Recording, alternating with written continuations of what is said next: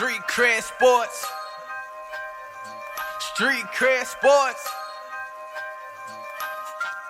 I'm crossing over. I'm Euro stepping. Hello, it's Keenan of Street Cred Sports Training, and welcome to another episode of Time to Ball. I was about to say welcome to the Terror Dome from Chuck D. Wow. Oh, they gonna kick us off if we play that. Jam. This is episode 126. Lee Williams. What's going on, people? Excited to be here. My voice is a little hoarse, was at a tournament.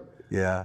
This past week. I shouldn't say tournament. It was a showcase, but a really big time showcase this past weekend. So I despise the city of Houston. Houston, you made me feel a whole lot better about the city. Oh, good. A whole lot better. So you know Dallas. I don't know why it's always been a rivalry between people from Dallas and people from Houston. always.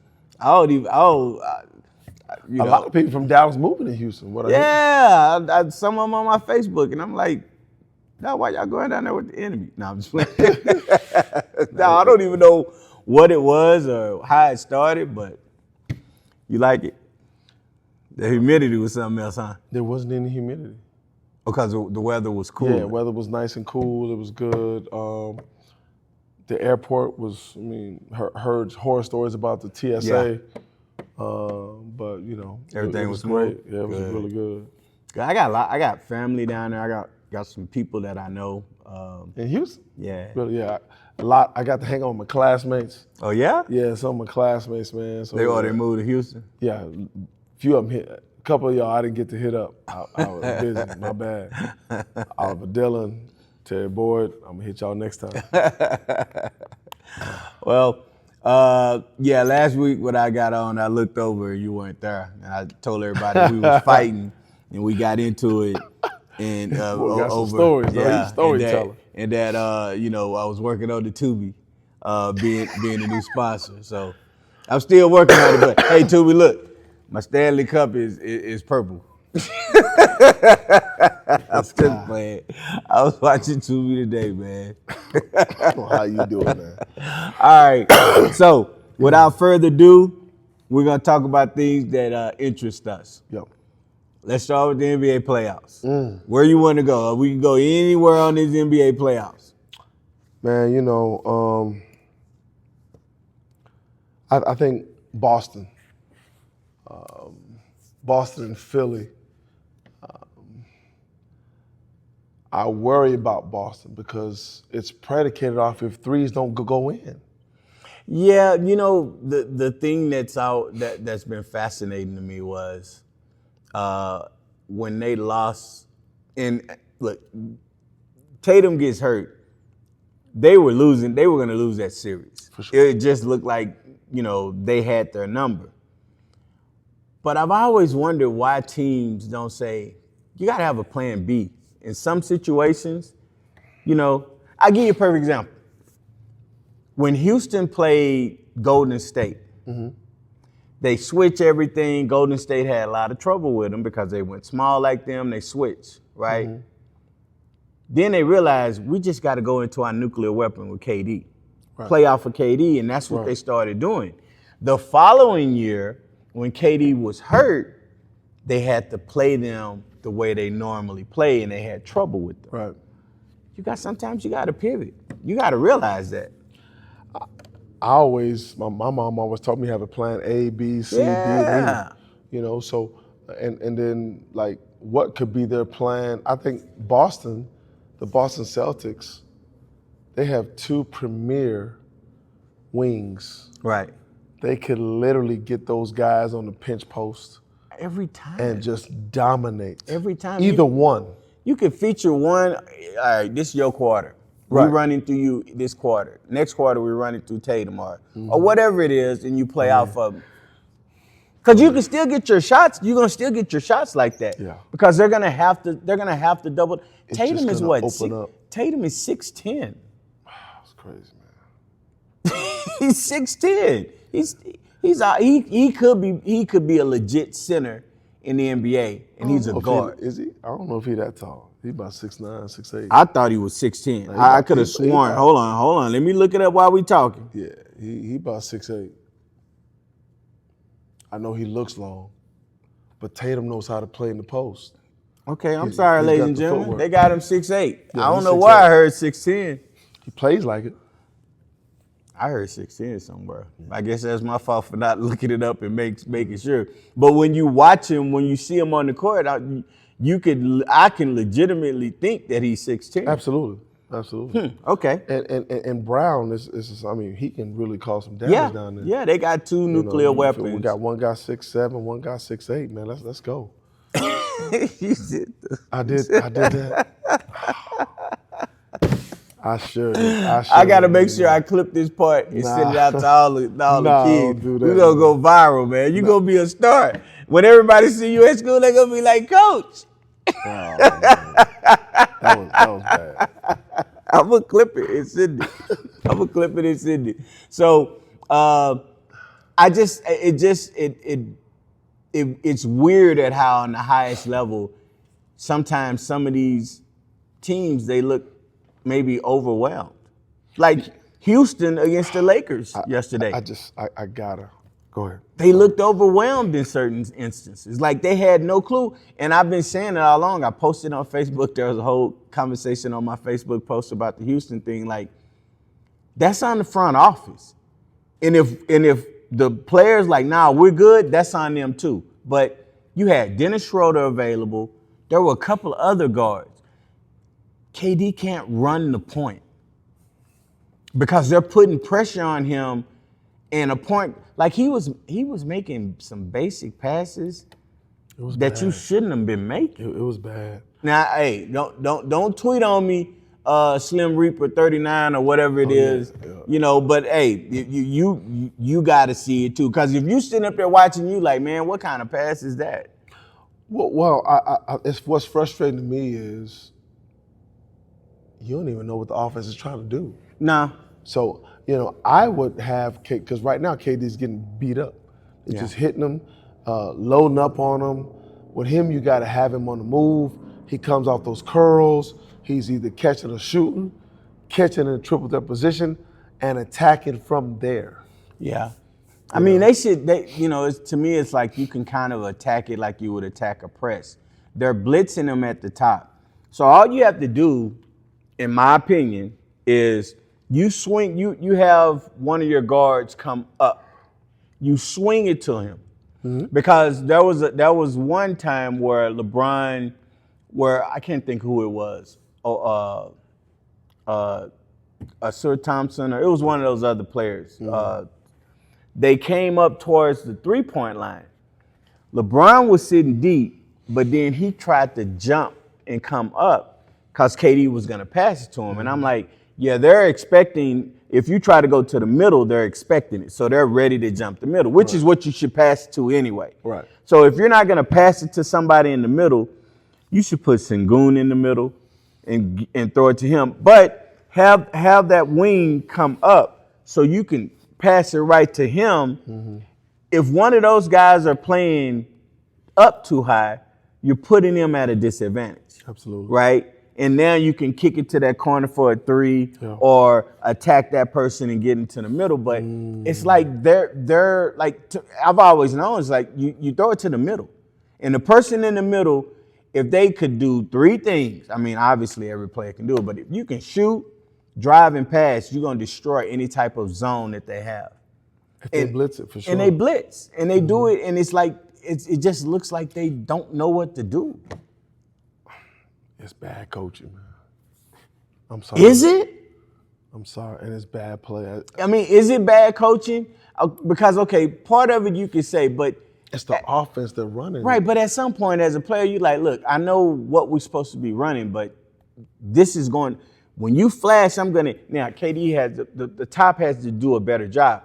I would even put Shepherd, maybe let KD run, get the ball up the court, if that's what he's going to do. Have Shepherd come up and get it. They're not going to blitz Shepherd. That's wear and tear on KD. Though. I know, but what I'm saying is, for some reason, they're not letting Shepherd bring the ball up. He's a point guard. They're not letting him bring it up. So if KD's gonna bring it up, let Shepherd come and get it. KD runs right to the top of the three. They're not blitzing Shepherd. Yeah. They're only blitzing KD. Right. So now they can get in their set, but maybe it's weird. Yeah, it looked bad, man. It almost, no, I ain't gonna say that. But I tell you what, other point guard looked bad. Bronny James. Lord, Yeah. Lord. I- Bless his heart. Hey, Bless his heart. I was like, every time, not like when him bringing the ball up looks bad and it makes you nervous. Makes you nervous. Excuse me. But his entry passes are like Fifth graders. I'm like, oh my God, no. And he's had two of them where he passed them to LeBron James. I'm not gonna say his dad because it sounds disrespectful. When he tried to pass to LeBron, and they were getting stolen. It was bad. And it was like, how can you make this pass? It's How can you bad. not know how to get the pass? Man, he looks weak. He looks scared. And one time he couldn't make the pass. Just took the ball from him, man. Yeah. They had to get him out of there. And when you got the opposing coach a week prior saying, you gonna put that in? You gonna put him in? Put him in. We want him to play.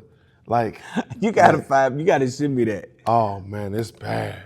So I know JJ enjoying this because he up 2-1. If he ends up winning, he's gonna definitely enjoy it. There might be some join and it might be some furniture moving. I think LeBron gonna wear it out. He's playing great, man. He really is playing good ball. Luka's supposed to be back in game 3. That's what the initial report was. That's is gonna that mess everything up. I would just rest him. I mean, you up 2-0. You could probably beat them without him in The way they're playing. 5 games. The max. way they're playing.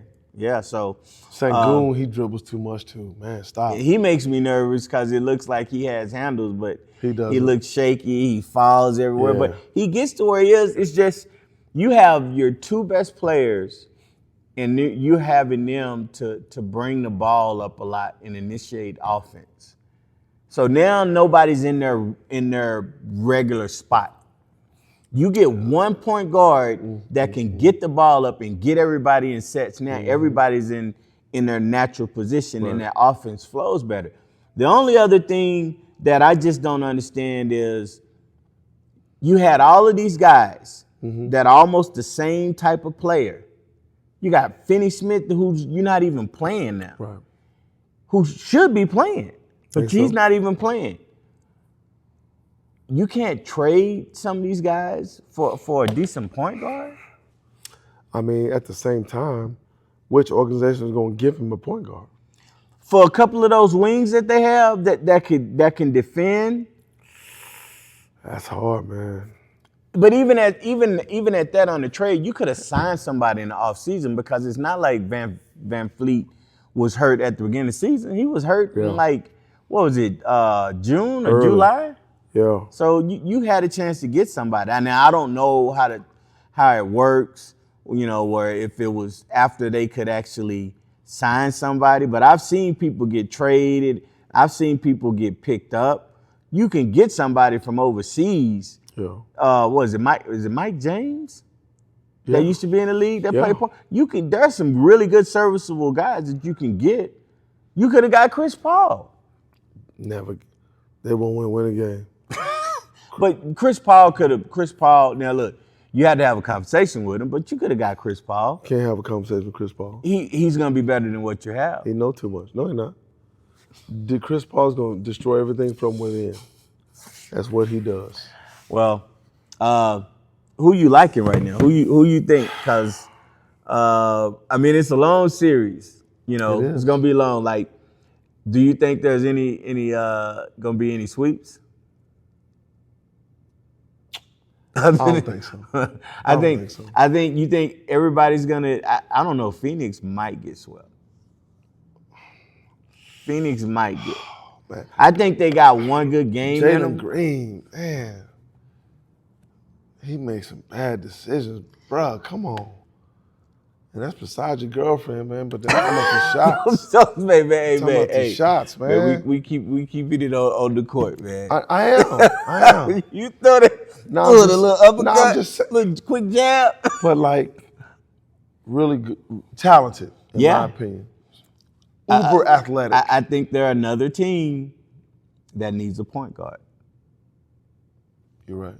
They're another team, somebody that's going to get they don't have one. They don't have somebody that can get. They hadn't had one in a while. Last person they had was Chris Paul. They need somebody that's going to get everybody in set. Like some I ain't going to say idiot, but some brilliant person decided we don't need a point guard. We can just have these guys come up. And now what they're finding out with all of this stuff is that they're putting pressure on your guys and they're making it difficult. If you do get the ball up court, you're taking so much time, you don't even have time to get into your offense now. No. See, the thing is, the problem, you need someone to set the table. Yeah. That's extremely important.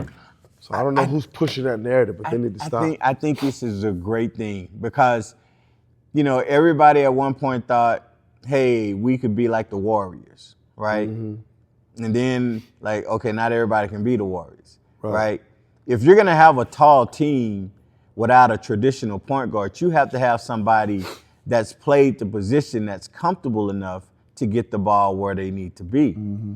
And now you're having teams who are not doing that, and now they're struggling, and they're like, okay, mightily, and it's like, yeah, we gotta fix that. So yeah, for sure. Hopefully, hopefully that gets taken care of. It won't be this playoff series. No, they have plenty of time. They are done in Cancun, huh? 1, 2, 3 Cancun. They are done. They going home. So I want to move on really quick. Yeah. To something they were talking about on Inside the NBA with Chuck, Charles, and them. Right. And Charles was, Chuck and them was saying, well, Denver should have, San Antonio should have beat Denver at the last game of the season. All right. That would have put the Denver Nuggets at 4, and then they would have to play OKC. Yeah. But now they got to play them in the second round. Right.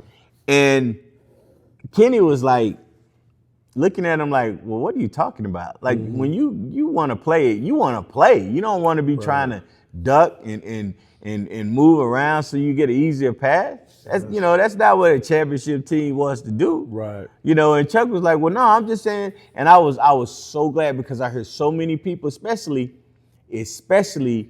the people on media, the pundits and analysts, why would you do this when you can get because if you do all of that, let's say you go to the Thunder, right? Yeah. And let's say hypothetically they go to the 4th seed, Denver does. Okay. Let's say OKC has a serious injury. Denver wins. San Antonio or something gets knocked out for some strange reason. Now Denver wins. Now people are going to be saying, oh, well, you didn't play nobody. Right.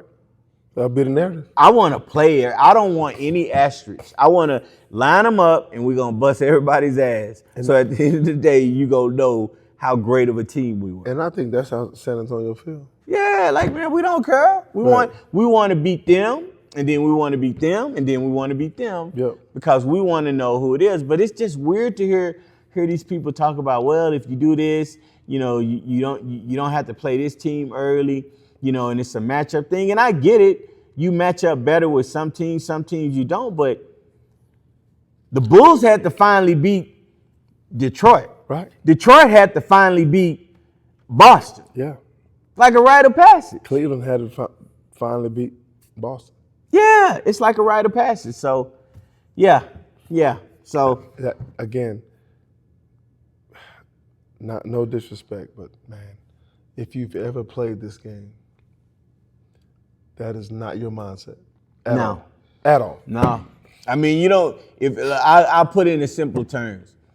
If you at the basketball court on a Sunday playing pickup ball, you're not trying. There is no way you gonna play. If you lose, you might not play again. You have to keep winning. That's a fact. You can't do it like, oh well, we don't want to play them, so we're gonna lose. Man, it's You might like as well go home. It's like 12 teams waiting. You ain't gonna get a chance to play again. Hey, because I know when we used to play on Fort Bliss, you lose, you pack up your bags. You sit Any up there, open gym in town. Sit up there and watch. Yeah. Because you're not gonna be playing again. And UTEP as well. Yeah. Oh Lord. Forget it. You never get on. I was telling somebody about how the time when we was in there and we beat Johnny Melvin them. People were on the sideline coming in talking about they had next. And Johnny was like, No, you don't. I'm y'all. playing. He's like, what you mean you got next? Y'all ain't even supposed to be here. We running that back again. And then he kept losing. He kept losing. So when he finally won, I think it was Ralph because he was on our team. Yeah. And then Ralph was like, well, we running it back. And I was cracking up because I was like, yeah, these dudes ain't gonna never get the court, man. They ain't gonna never get the court. Hey, I remember those days. I remember those days vividly. Oh, man. All right, so we're going to go ahead and we're going to take a break, and then we'll be back. All right, we back. It's rough out here in these streets. It's rough out here in these streets. We are tired and exhausted. Absolutely. Y'all about to hear us snoring on live television, but we're resilient. We gonna rest on offense. We ain't gonna rest on defense. All right, so let's get to our basketball ideology. All right. What we're gonna discuss now are players who are coach pleasers, thinking it amounts to playing time. Now I say that because there, some kids that I train when they're on their high school team and on their city league team, coaches, you got to run the play, you got to run this and this, and they will pass up open opportunities because they're trying to run the play, and they're trying to run the play because they want to please the coach. Yeah. But that them in the fact that they're doing that, they lose opportunities to help themselves be better, and then the coach puts them on the bench. But they still feel like I just got to make that coach understand and be proud of me, and then they're gonna make me play. And I have to tell these players, no, that's not gonna happen. You need to just play. You're looking at it wrong, and I think some coaches know that, they can tell. I think other coaches don't think about it. But, yeah, the players need to, you want to run the play, but don't try to please the coach. Just be aggressive. I've had a few players that are coach pleasers. They've never really maximized their talent. Right. I've always advised players, you've got to be a little bit defiant. Right. Run the play. I got no problem. I'm never going to tell you not to run the play, but you have to look at your options within the play. Right. So you have to play basketball. Yeah. Anyone can run a play. I mean, I can get somebody from circus to run a play. Well, Bronny James is having a hard time running the play. Well, yeah. I'm sorry. Sorry, Bronny. I'm sorry, I'm man, sorry. but you bad. It's bad. But like, to my point, like, coaches almost want you to have that IQ to see the game so they can really have enough trust in you to give you the keys. There's levels of trust. Right. Okay, I'm gonna put you in because I'm gonna trust that you're gonna pass the ball to who I want you to pass it to. Right. That is not it. That's not the level of trust that you want. You're playing because I know you're gonna make plays for me. Even if I call this, if you see something else. Okay, I want to hit on what you just said. Okay. Do you think coaches have an obligation to make sure players know that what you just said, we're running offense. I have trust that you're gonna, make a good play. From a high school perspective, I don't think they even want the player to know that at all. Because some can't explain it. Can't explain what? What the levels of trust. They can't explain it. Okay, but you can have different levels of trust, right? But I think it's easier to pull a player to the side when they're too aggressive rather than trying to make a player be aggressive. I see your point. Yeah. I know it's hard. It's hard. You said it about a minute or two ago. Be in every instance, be aggressive. Yeah. But to some players, they don't understand what that means. Well, I know the ones that train here know what it means because I tell the players all the time, when I'm telling you to be aggressive, I'm telling you to just put pressure on the defense. Don't just settle for, shots unless, they're wide open.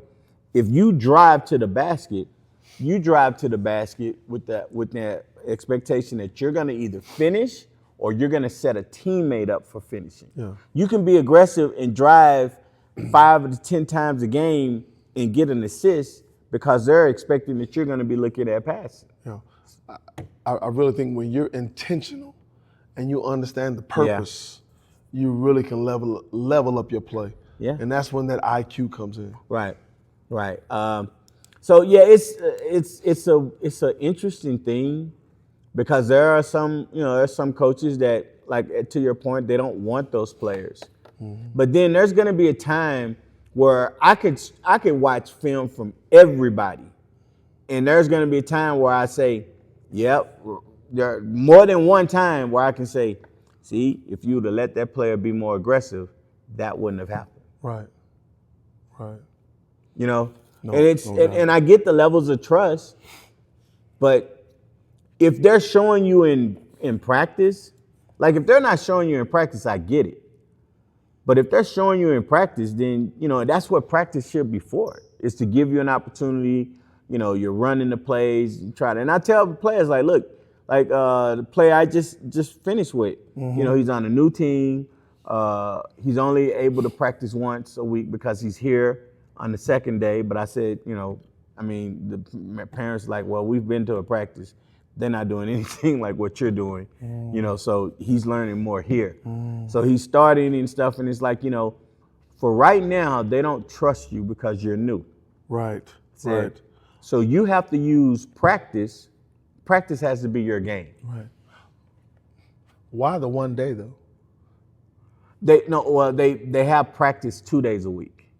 Okay, so he can be here one day. So I think he's practiced. Their team's practice on Mondays and Wednesdays, but he can't go on Wednesdays because he's here. Gotcha. And the mom was like, no, he needs to be here because I've only had, this is like the third training and he's gotten so much better. Yeah.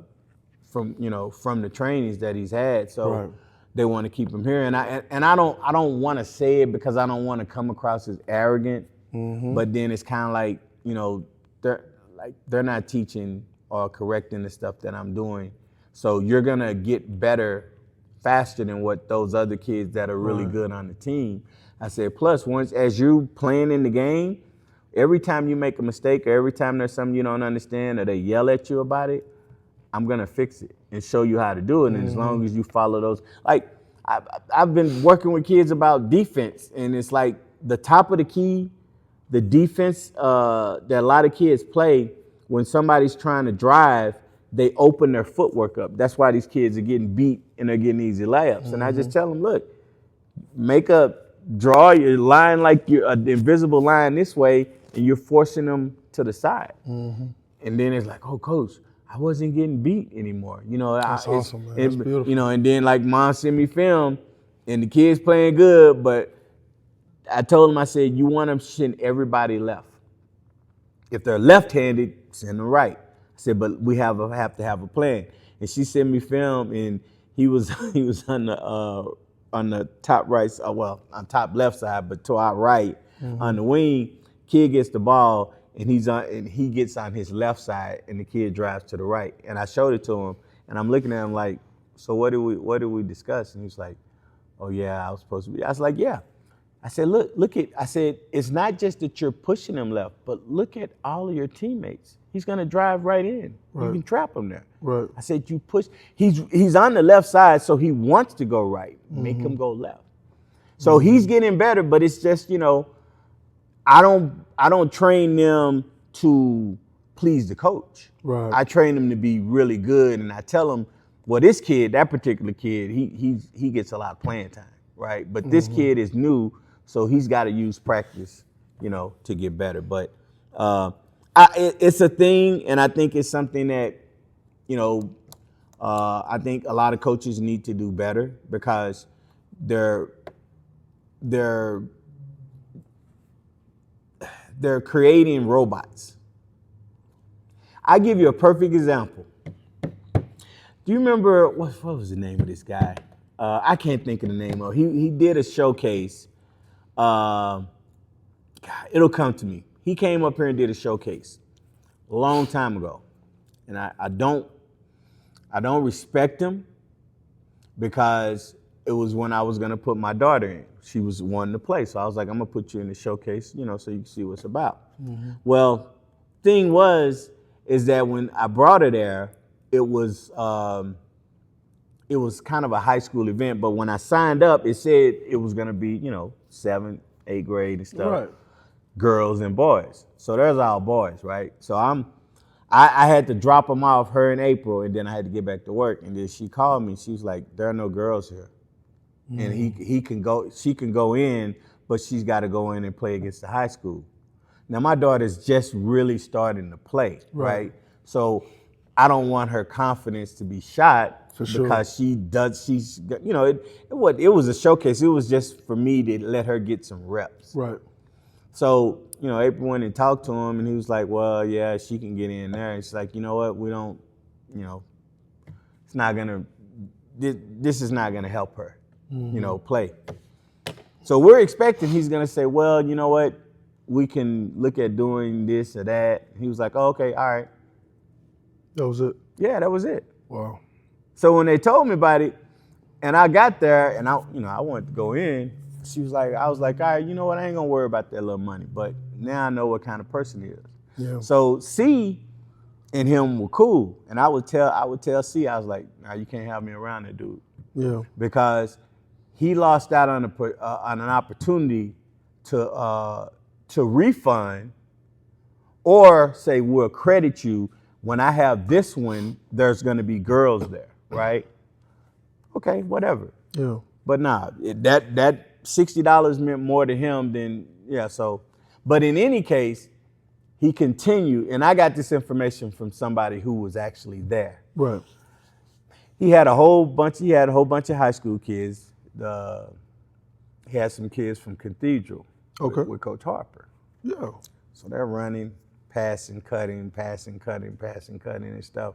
And he stopped it, and he's like, excuse my French, mama. He's like, what the fuck is this? It's like, y'all not gonna get no scholarship. Ain't no coach coming in to see that,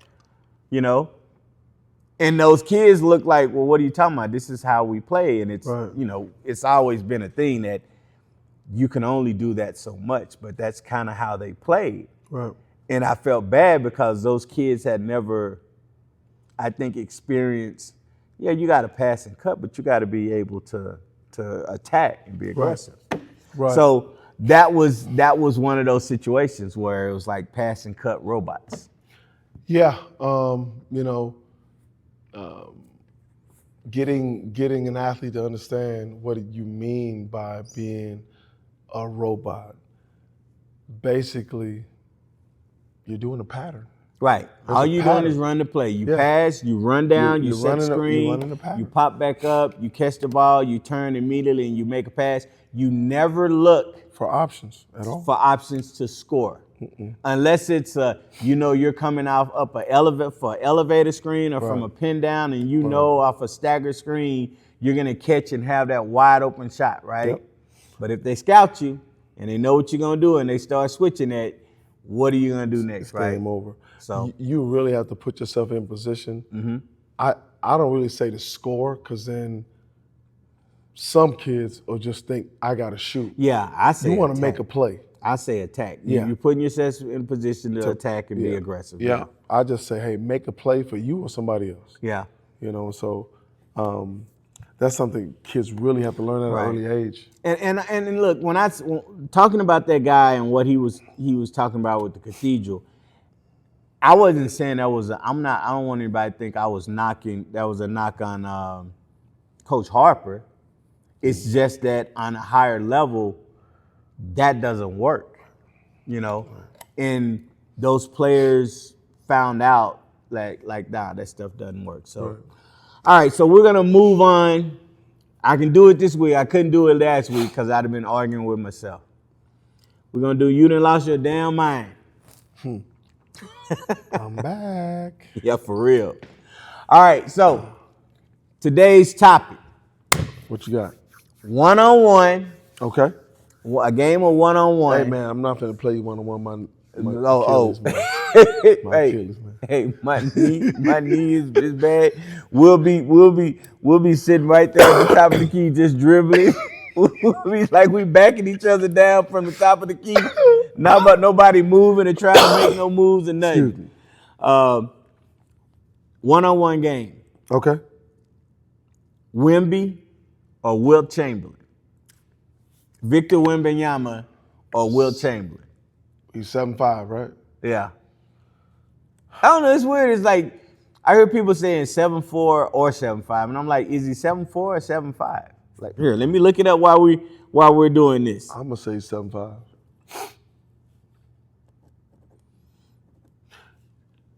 And I don't know why they measure players. They got him listed at 7'4". Really, I don't know why they measure players. Just speaking on that, why they measure players with their shoes off? You don't play with your shoes off. That's always been fascinating. It's weird to me. Yeah. Yeah. Yeah. So I mean, all right. So both have size. I'm getting Wilt is a lot stronger. I think Wilt is a better athlete. Wemby has the better handles. So, Wilt Chamberlain, obviously, he retired when he was 36 years old. And ironically, I just read this 2 days ago. He retired when he was 36 years old, so he got bored, started learning volleyball, had never played volleyball in his life. Wilt Chamberlain is in the Hall of Fame for volleyball. Yeah. That man was a track. Wilt Chamberlain was a track star. Wilt Chamberlain could have went to Olympics in track. Yeah. So for me, anybody that can block a sky hook from Kareem Abdul-Jabbar, I'm going with them. There was a story that after he had retired, he went to open gym out in Cali. Oh yeah. Yeah. And Magic was running his mouth. And I'm a Magic fan. I love Magic. Me too. And apparently Magic is one that when you're playing, you can't touch him. Right? He'll call a foul. He's going to call a foul. So Wilt got upset and told him, I'm going to play you one-on-one or something. Mm-hmm. It was either one-on-one or he played next game and he told Magic, you're not going to score a bucket. Yeah. And locked him up. Wilt Chamberlain is... And talked. I heard they said he was talking to him an anomaly. as he was walking. Yeah. So I want to give it to Wemby because of the handle. That ain't going to help him. But in the fact that he can shoot farther, he can shoot threes, but the fact that Wemby at times seems uncoordinated, and it's not his fault, it's just because he's so tall and his twitch muscles don't react like the way they need to react. It's easy. I don't know, man. The thing is that... Nah, I'm going with Wilt. Wemby doesn't have his weight up under him yet. That's true. He doesn't have his weight up. And Wilt can back him down if he needs to. For sure. He can back him down. And then he might have a longer. I just saw this. It just said that Wemby's wingspan was 8 feet. Let me see. Really? Yeah, it said an 8-foot wingspan. Let me see what Wilt's was. But Yeah, I think I have to go with. I'm going Wilt, man. I have to go with Wilt. Wilt. For people who don't know, you need to YouTube him. He's phenomenal. Okay, his wingspan was 7'8". Wilt? Mm-hmm. Okay. He was 7'1" with a 7'8" wingspan. That's incredible. So you figure he had a longer wingspan than Wemby. Right. Right. And, Yeah. And bench press 300 plus, 400 plus. I can see Wemby winning. I can't see Wemby win. No, because How can you see that? Oh, I'm looking at offensive. He's gonna lock him up. We talking about an athlete. I think I think this needs to be asked in 5 years or so. Yeah. I just put it out because, everybody's talking about how much of a, a unique specimen he is, that he can handle the ball and stuff and shoot. And that's the only thing that I would say is that, his jump shot, if he could consistently hit his jump shot against Wilt,